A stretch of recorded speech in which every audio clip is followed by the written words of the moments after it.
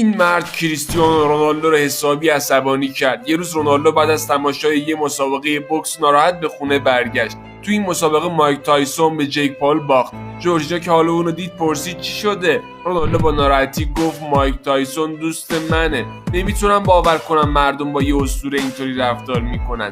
توی اوجش هیچ کس نمیتونست شکستش بده. جیک فقط یه یوتیوبره. جورجیا سرش تکون داد و گفت جیک 28 سالشه و تایسون 58 و اختلاف سنیشون خیلی زیاده.